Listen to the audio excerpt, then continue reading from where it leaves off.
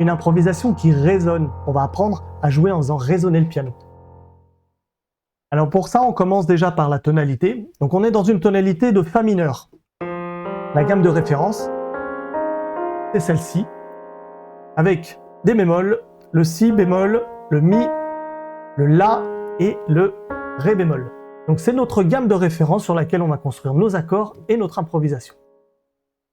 On va avoir une grille composée de 4 accords. Le premier accord, c'est un accord de Fa mineur.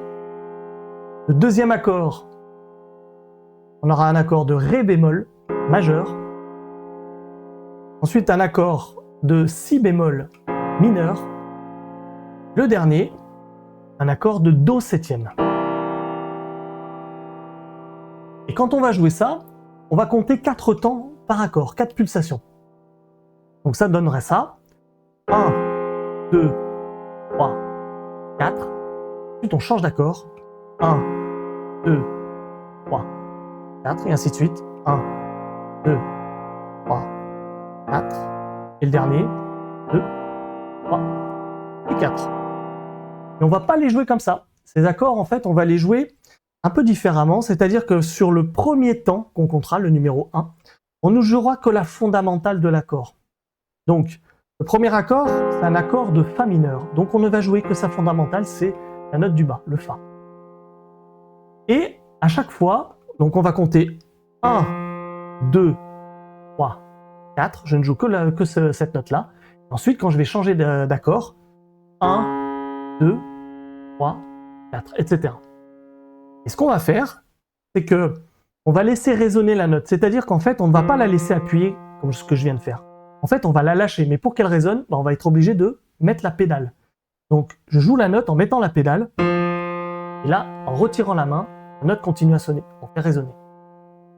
On compte 4 temps et on continue. 1, 2, 3, 4. 1, 2, 3, 4. 2, 3, 4. Et si vous n'avez pas trop l'habitude avec les accords, ce que je vous invite à faire, c'est de positionner la main comme si vous vouliez faire l'accord complet. Par exemple, le premier accord, c'est cet accord-là.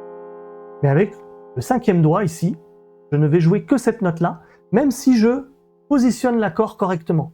Donc, je positionne l'accord et je ne joue qu'avec le petit doigt.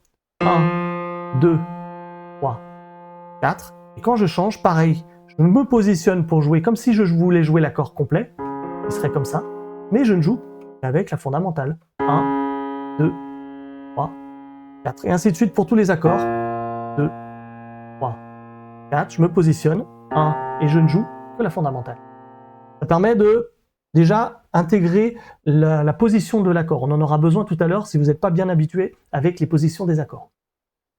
Il faut bien penser à une chose, c'est de couper la pédale entre chaque accord. Mais uniquement entre chaque accord. C'est-à-dire qu'on fait bien résonner la première note sur les 4 temps. 1, 2, 3, 4. Là, ça résonne. Au moment où je vais appuyer sur la fondamentale de l'accord suivant, là, je vais couper juste avant la pédale et je la remets au moment où je refais ma fondamentale. Pour ne pas que les deux accords se mélangent.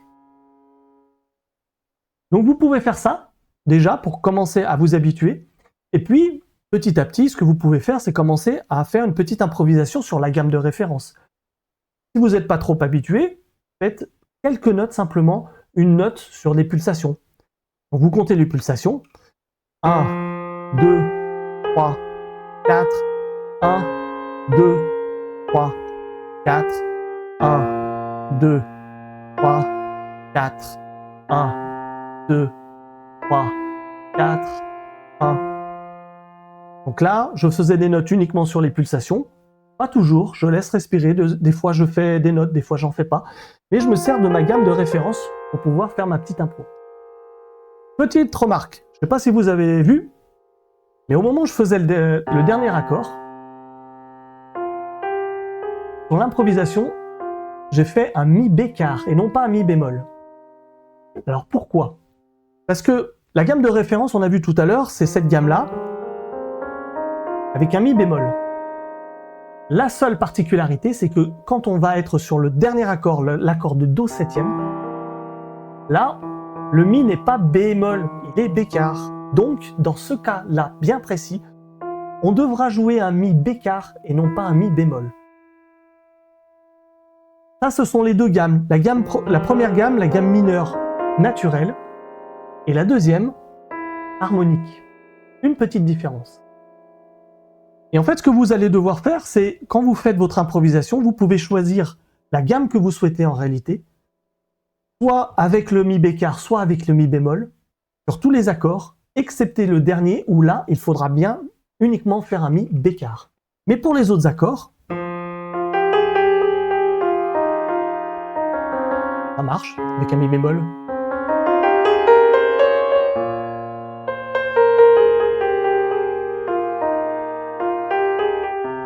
Là, par contre, le dernier, mi bécard. Et je peux très bien faire aussi un mi bécard sur toutes.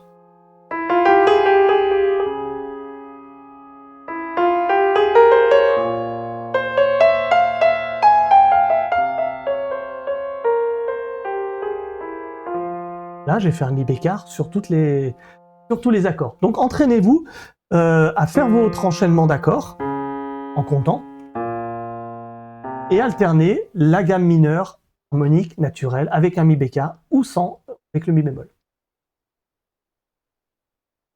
Une fois que vous avez appris ça, donc chacune des étapes qu'on est en train de voir, ça peut mettre en fonction de votre niveau quelques minutes, quelques heures, quelques jours.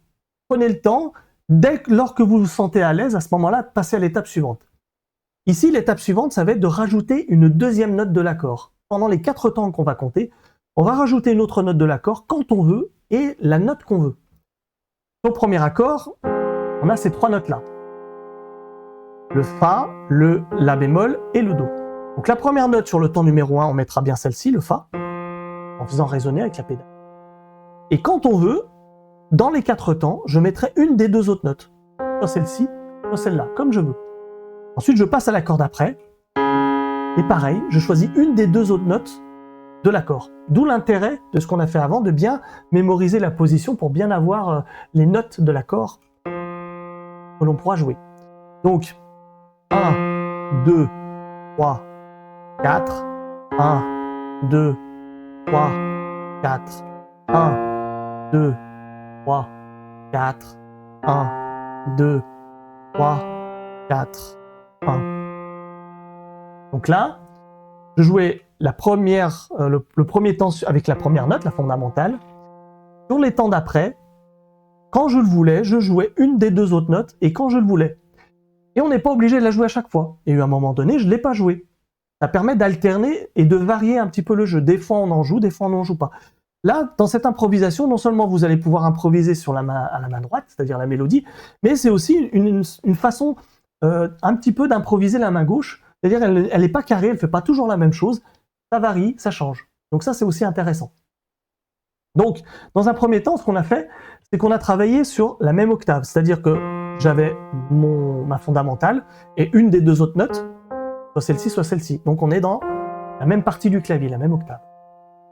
L'intérêt, c'est l'étape d'après, qui est un petit peu plus difficile, où cette fois-ci, la fondamentale, je ne vais pas la jouer ici, mais je vais la jouer plus basse. Donc, la fondamentale, par exemple, de mon premier accord, je la joue ici. Et l'autre note que je vais intégrer dans les 4 temps, là, pour le coup, je vais le jouer à l'octave supérieure. Donc, soit cette note, soit cette note-là. Ça donne un peu plus de profondeur et on va utiliser un peu plus de largeur sur le clavier. Donc, c'est plus difficile parce qu'on se déplace un peu plus. Ça donnera ça. 1, 2, 3, 4, 1, 2, 3, 4, 1, 2, 3, 4, 1, 2, 3, 4, 1. Et après, quand vous êtes à l'aise avec ça, vous pouvez commencer à improviser, parce que c'est l'idée d'improviser simplement avec ça. Et déjà, si vous êtes capable de faire ça, vous avez déjà la majorité de votre improvisation.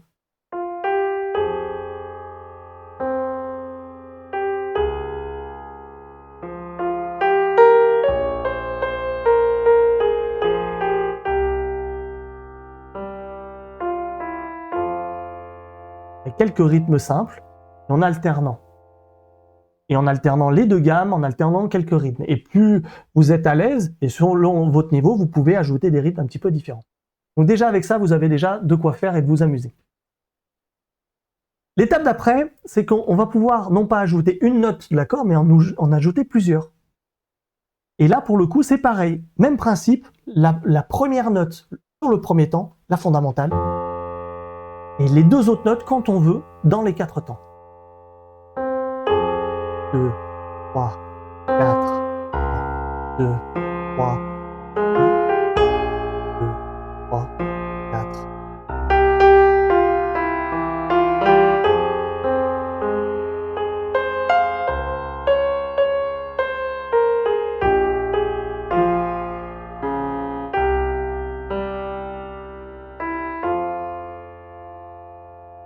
J'en mets que la fondamentale, mais la fondamentale et une deuxième note, la fondamentale et 2 notes. Ça permet d'alterner et de justement enrichir et de varier la main gauche, donc votre accompagnement. Donc alternez un petit peu avec tout ça. Et enfin, dernière étape, vous pouvez même ajouter des notes qui ne sont pas dans l'accord. Donc ça, c'est l'étape d'après. Quand vous avez déjà maîtrisé le reste, bah, vous pouvez rajouter notre note.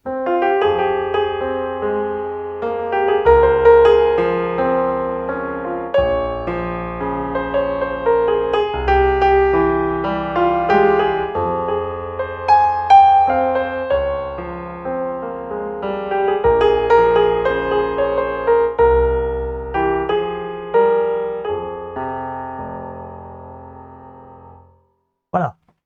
Je vous ai donné un panel de ce que vous pouvez faire avec cette improvisation qui commence simple, avec simplement une note, la fondamentale et une improvisation. Et déjà avec ça, vous pouvez déjà improviser là-dessus. Et là, vous avez des niveaux en fait que vous pouvez acquérir et augmenter au fur et à mesure du temps pour enrichir cette improvisation. Et cette petite grille, et avec cet accompagnement et en essayant de varier des fois la gamme mineure mélodique, des fois harmonique, là déjà vous avez de quoi faire, vous avez de quoi vous amuser. Écoutez bien ce qui se passe.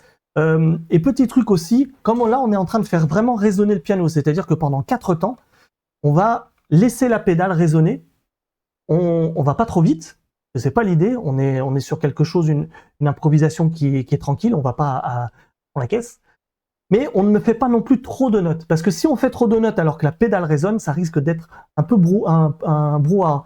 Si on laisse résonner,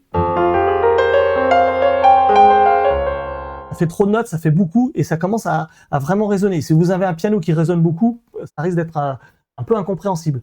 Donc l'idée, non, c'est au contraire de s'économiser. Maximum.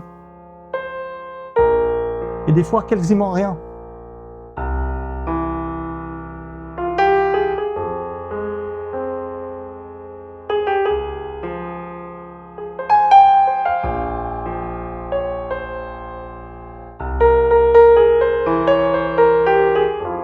Là, vous avez vraiment de quoi faire. Donc, faites pas trop de notes, écoutez et laissez justement résonner le piano, c'est ça qui est sympa. Voilà.